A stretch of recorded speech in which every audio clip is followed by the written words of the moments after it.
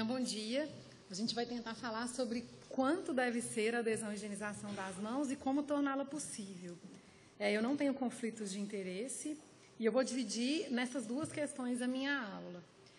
Em primeiro lugar, para a gente entender quanto que eu tenho que colocar de meta de adesão e higienização das mãos, eu tenho que entender, e o Carlos já me ajudou bastante, como que se coloca essa porcentagem de adesão e higienização das mãos e ao isolamento de contato dentro do contexto hospitalar de transmissão dos patógenos. Quando a gente pensa na transmissão dos patógenos multiresistentes, e aqui nós vamos falar dos gram-negativos multiresistentes, dentro do ambiente hospitalar, a gente sabe que o modelo que explica essa transmissão, ele parece com o modelo da dengue, no qual o profissional da área da saúde ele é um mosquitinho da dengue. Então, a gente considera que a gente tem duas populações, a população dos pacientes e a população dos profissionais da área da saúde. O profissional da área da saúde ele pode picar um paciente colonizado e aí ele vai ficar com as mãos colonizadas e se ele picar outro paciente, tocar outro paciente, ele vai transmitir essa bactéria resistente para esse outro paciente que está na população de pacientes que não são colonizados. Se esse profissional da área da saúde ele higienizar as mãos, ele se torna, diferente do mosquitinho que transmite a dengue, ele se torna um mosquitinho não colonizado. Tá? Quando a gente pensa na transmissão dos patógenos intra-hospitalares, a gente tem algumas medidas que a gente pode fazer. Idealmente, a principal medida, e é a que corta a transmissão desses patógenos multiresistentes, é a higienização das mãos. Como a gente não consegue ter 100% de adesão à higienização das mãos, a gente usa de outras medidas para tentar diminuir e quebrar essa cadeia de transmissão. A gente pode usar coorte, isolar esses pacientes colonizados, mas a gente sabe que nem sempre a coorte funciona, porque nem sempre a gente identifica quem está colonizado e nem sempre a gente consegue ter profissionais dedicados. A gente pode usar o isolamento de contato, que diminui a chance daquele profissional da saúde que tocou o paciente colonizar as suas mãos. A gente pode tentar identificar os pacientes que estão entrando no hospital colonizados já e isolar esses pacientes, fazendo cultura de vigilância, que foi dito aqui na primeira aula. E a gente pode tentar fazer estratégias de descolonização, como, por exemplo, a gente faz para a MRSA. A gente fez um trabalho tentando avaliar e jogar isso numa modelagem matemática. E o que a gente fez? A gente pedia para os profissionais da área da saúde tocarem por 20 segundos nas atividades diárias, fisioterapia, exame físico, administração de medicação, o paciente colonizado por CRE por 20 segundos, pelo menos 20 segundos tinha que ser esse toque. Quando esse paciente saía desse atendimento, a gente colocava a mão dele no meio de cultura e via qual a porcentagem das vezes a mão desse profissional da saúde tinha esse CRE, essa enterobactéria resistente a carbapenênico. O que a gente identificou? Ixi, não está passando. Agora passou. Quando o profissional da área da saúde ele tocava o paciente colonizado sem usar avental e luva, e a gente cultivava a mão desse profissional, em 45% das vezes, depois de 20 segundos de exame físico, a mão desse profissional estava colonizada. Quando esse profissional da área da saúde ele usava avental e luva, tirava as luvas, e eu cultivava a mão desse profissional depois da retirada das luvas, lembrando que isso foi feito com cálculo de amostra, foram mais de 200 mãos cultivadas em cada oportunidade, a probabilidade de encontrar o CRE na mão do profissional da área da saúde que tirou as luvas era de 10%, o que reforça o que a gente sabe em controle de infecção. Não adianta usar, você tem que usar a luva, mas você tem que higienizar as mãos depois.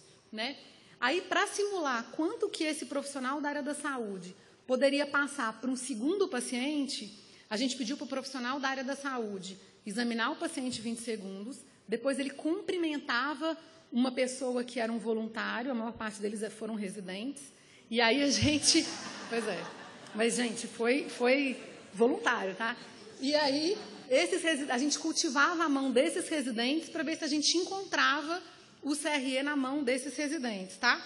E em 22% das situações, a mão desses residentes estava contaminada, o que nada mais é do que 0,45 vezes 0,45. O que eu quero dizer com isso? Usar a precaução de contato diminuiu em 4,5 vezes a chance de haver a transmissão cruzada. O dado mais interessante, quando esses profissionais da área da saúde, eles tocavam o paciente, mas higienizavam as mãos com álcool gel ou com água e sabão, e a gente cultivava a mão deles, em 100% das vezes eles viravam mosquitinhos sem o CRE. Ou seja, já que a gente não consegue aderir 100% das vezes à adesão à higienização das mãos, a gente, de fato, tem que usar de outros artifícios para poder diminuir essa cadeia de transmissão. Para a cineto multi-R, isso também já foi mostrado, né? Então, Daniel Morgan fez um trabalho mostrando que em 29% das vezes a mão do profissional fica contaminada sem isolamento de contato, e em 4,2% das vezes quando ele usa avental e luvas, uma redução de 7 vezes.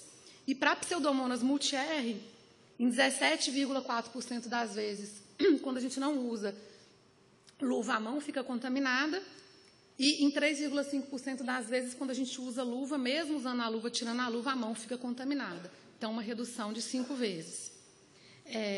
O que a gente fez? A gente mediu todas essas coisas, número de leitos, número de profissionais, taxa de contato do profissional da área da saúde com o paciente, o número de... A gente ficava lá olhando quantas vezes o profissional tocava aquele paciente por dia, número de picadinhas por dia, né? E a gente jogou todas essas porcentagens dentro do modelagem matemática, para tentar descobrir qual que era a porcentagem de adesão à higiene das mãos que eu precisava atingir para resolver o problema que eu tinha naquela unidade. Então, naquela unidade, naquele último ano, a gente tinha precisado fechar a unidade 3 vezes, porque a gente tinha atingido mais de 80% de pacientes colonizados por CRE.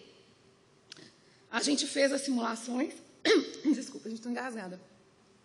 Só para mostrar para vocês que a nossa intervenção funcionou, quando a gente colocou para os funcionários uma meta, né? Então, a gente tinha um R0, um RT, na verdade, né, de 11, com uma prevalência média de 34%. Quando a gente fez as medidas com meta de higiene das mãos e tal, que eu vou mostrar as simulações, que é o que interessa aqui, a gente conseguiu reduzir esse R para 0,42, mas isso aqui que é o que importa, né? Quando a gente fez as simulações, a quantidade de pacientes colonizados que a gente ia atingir, que era a transmissão cruzada, através do número de dias, né? Com as diferentes adesões à higienização das mãos e adesão ao isolamento de contato que a gente tinha naquela unidade, que era de 66%, a gente viu que naquela situação que a gente tinha 20% de pacientes entrando colonizados, eu precisava, nesse contexto, ter pelo menos entre 60% e 70% de adesão à higienização das mãos. Né, o que dá para a gente ver mais ou menos nesse gráfico aqui, que é o número de pacientes colonizados que eu ia ter no fim e adesão à higienização das mãos, e o ponto de inflexão que era interessante para nós era mais ou menos aqui. Outro dado interessante é que com a baixa adesão à higiene das mãos que a gente tinha naquela unidade, naquele momento, que era de 38%, que é baixa, mas que está dentro da média aí que a Organização Mundial de Saúde costuma publicar, não adiantava muito eu investir em adesão ao isolamento de contato. O impacto do isolamento de contato ia ser muito pequeno. Mesmo aumentando a adesão ao isolamento de contato até 100%, eu ia ter um baixo impacto, né? Então, a gente escolheu a meta de adesão e higienização das mãos, a gente apresentou isso para a equipe, a gente dava o feedback para a equipe semanalmente e a gente conseguiu parar a transmissão cruzada nessa unidade. Ah, mas na prática, no dia a dia, quem vai conseguir fazer modelagem matemática, né? Meu sonho, na verdade, era conseguir ter dinheiro para fazer um aplicativo que todo controlador de infecção conseguia entrar, pôr seus dados e simular isso em tempo real com a equação por trás. Como a gente não consegue fazer isso, a gente tem que lidar com o que a gente tem de dados. E tem um trabalho super interessante que foi publicado em 2022, que os autores eles fizeram uma revisão sistemática para tentar resolver mais ou menos essa pergunta. Então, eles pegaram todos os trabalhos publicados que avaliavam transmissão cruzada, taxa de IRAS, incidência de IRAS e a intervenção para a higiene das mãos com que os autores tinham conseguido atingir. E o que eles viram? Primeiro aqui é a porcentagem de adesão à higiene das mãos. Então, a gente vê que a maior parte dos hospitais tem uma adesão que fica entre 40% e 70%. Aqui, eles viram a incidência por 1.000 pacientes dia de infecções em cada trabalho e aqui a porcentagem de adesão à higiene das mãos. E aí, o que eles encontraram foi que um ponto, que seria um ponto no qual aumentar mais a adesão à higiene das mãos impactou muito pouco na taxa de IRAS, foi em torno de 60,2%. Então, que talvez a gente pudesse colocar numa meta aí, pelo menos 60% de adesão à higienização das mãos. tá? No geral, né? Eles avaliaram também colocando qualquer IRA e depois as IRAs relacionadas a dispositivo invasivo. Então, ICS, ITU e PAV. E eles encontraram mais ou menos a mesma coisa. Então, dá para a gente ver que a gente vai aumentando a adesão à higiene das mãos, a gente chega num platô de melhora de 60% a 70%, e aí vocês podem perguntar assim, vou ficar aqui porque está dando coisa. Por que aumenta depois aqui? O que os autores discutiram é que, muito provavelmente, essa galera aqui, que são 5 trabalhos, que tinham uma adesão à higienização das mãos maior que 80%, tinham algum problema no monitoramento desse indicador. Talvez essa observação direta aí tenha efeito Hawthorne, alguma coisa que não estava mostrando o real, né? Para ICS, ITU e PAV, a mesma coisa, em torno de 60% a 70%. Então, é importante, repetindo o que o Carlos já falou, né? Eu ter uma ideia de qual é meu perfil epidemiológico, né? Qual a minha adesão ao isolamento de contato, a minha adesão à higienização das mãos, a minha situação endêmica, a prevalência de indivíduos colonizados, né? A pressão de colonização, para eu fazer essa escolha, mas, no geral, de maneira prática, vamos colocar aí que a gente tem que ter pelo menos 60% de adesão à higienização das mãos. E como torná-la possível? Né? Tem 8 minutinhos ainda. Primeira coisa é o monitorar direito. Né? Então, o que a gente vê muito e vê nos trabalhos é que, muitas vezes, o monitoramento que a gente faz, a metodologia que a gente usa para o monitoramento, ela dá para a gente uma informação falsa sobre o que está acontecendo na nossa unidade. Né? A gente tem trabalhos que monitoram por observação direta e comparam por câmera, e a disparidade é enorme. Observação direta, por exemplo, e tecnologia avançada de monitoramento eletrônico, e a disparidade é enorme. Então, não usar filtro do Instagram quando eu avalio o que está acontecendo no meu hospital. Né? O segundo problema que a gente tem, né, que vem sendo descrito aí desde o início dos anos 2000, é que não basta só aumentar a adesão. Eu preciso de ter sustentabilidade nesse aumento na adesão que eu faço. Né? A gente sabe que a estratégia multimodal da Organização Mundial de Saúde é que tem mais evidência de efeito, né? E só para relembrar, que todo mundo está careca de saber, né? Ela se baseia em system change, que é ver o indicador de estrutura, ver se está tudo adequado para eu poder proporcionar ao profissional da área da saúde oportunidade para higienizar as mãos, treinamento e educação, monitoramento e feedback, isso é essencial, monitorar e dar o feedback para os profissionais da área da saúde de como está a adesão, colocar lembretes no local de trabalho e comunicação que eu vou trocando o tempo inteiro, e mudança da cultura, ter o apoio da liderança. Mas a gente sabe também, e o primeiro trabalho que mostrou isso foi esse do Stephen Harbaugh, que ele participou, que existem medidas adicionais que podem melhorar isso. Então, nessa revisão sistemática, o que eles fizeram? Eles compararam todos os trabalhos de intervenção para aumentar a adesão à higienização das mãos, e eles compararam não fazer nada, fazer uma intervenção única, aplicar as 5 intervenções que eu acabei de dizer do multimodal da Organização Mundial de Saúde, ou acrescentar as medidas de intervenção que vêm sendo faladas nos últimos 10 anos, que tem a ver com ciência da implementação, ciência do comportamento, né, que basicamente são dar incentivos para os profissionais da área da saúde à medida que eles aumentam a adesão, estabelecer metas bem definidas de adesão que eles têm que atingir, e accountability, que seria responsabilização, né? Fazer os profissionais da área da saúde se sentirem responsabilizados por aqueles dados, por aquilo que está acontecendo na unidade. Né?